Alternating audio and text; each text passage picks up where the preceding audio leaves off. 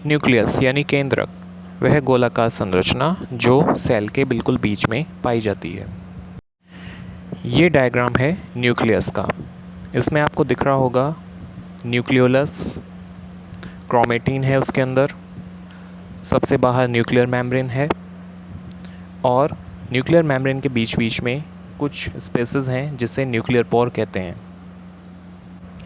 Nucleus एक spherical यानी गोलाकार और ओवल स्ट्रक्चर यानी अंडाकार स्ट्रक्चर होती है जो यूकैरियोटिक सेल में पाई जाती है।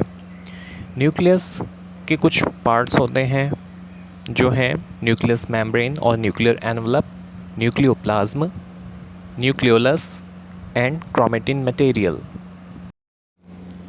न्यूक्लियर मेम्ब्रेन के बारे में पढ़ते हैं। न्यूक्लियर मेम्ब्रेन एक थिन डबल लेयर्ड मेम्ब्रेन होती है, यानी कि पतली सी होती है और इसकी 2 लेयर होती हैं, यानी 2 लेयर से बनी हुई ये मेम्ब्रेन होती है। ये मेम्ब्रेन न्यूक्लियर मेम्ब्रेन कहलाती है या न्यूक्लियर एनवलप कहलाती है, यानी कि न्यूक्लियर जिससे बाउंड रहता है, चारों तरफ से घिरा रहता है, उसे न्यूक्लियर एनवलप कहते हैं। ये न्यूक्लियस को साइटोप्लाज्म से सेपरेट करती है। ये परफोरेटेड होती है, छोटे छोटे पोल्स पाए जाते हैं, छेद पाए जाते हैं इसमें, न्यूक्लियर पोल जिसे कहते हैं। ये पोल्स जो भी न्यूक्लियस और साइटोप्लाज्म के बीच में मटेरियल्स का एक्सचेंज है, ट्रांसपोर्टेशन है, उनमें हेल्प करते हैं। तो डायग्राम में आप देखिए ब्लू कलर की मैंने न्यूक्लियर मेम्ब्रेन बनाई हुई है और उसके बीच में जो स्पेस है सेंट्रल पोर है, यानी कि ये परफोरेटेड है, ये एक न्यूक्लियर पोर है। आगे पढ़ते हैं न्यूक्लियोप्लाज्म।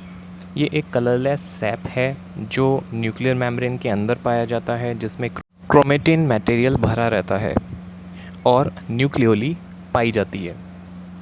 न्यूक्लियोलस ये एक dense, round, dark staining organelle है जिसकी मेम्ब्रेन नहीं होती है।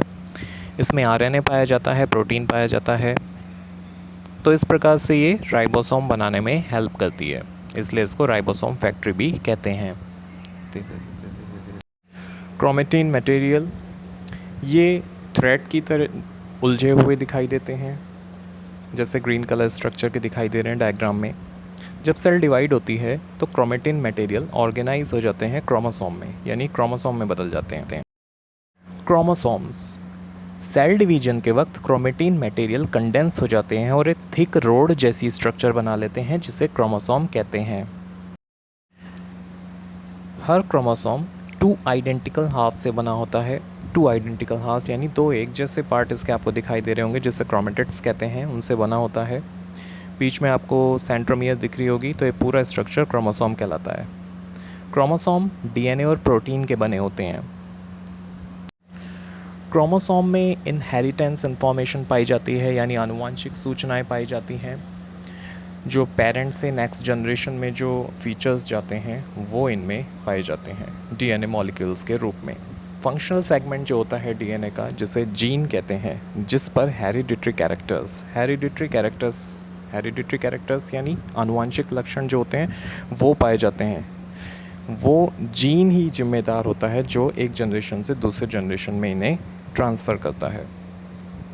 फंक्शन ऑफ न्यूक्लियस यानी अब न्यूक्लियस का क्या कार्य है। न्यूक्लियस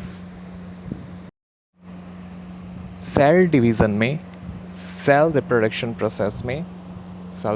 प्रोसेस वही जब सेल डिवाइड होती है उसमें एक सेंट्रल रोल प्ले करता है, जिसमें कि एक सिंगल सेल डिवाइड होकर एक नई सेल बनाती है। न्यूक्लियस ही है जिसकी वजह से हेरिडिटरी कैरेक्टर्स पेरेंट से नेक्स्ट जनरेशन में जाते हैं। सेल की सभी मेटाबॉलिक एक्टिविटीज़ को ये कंट्रोल करता है।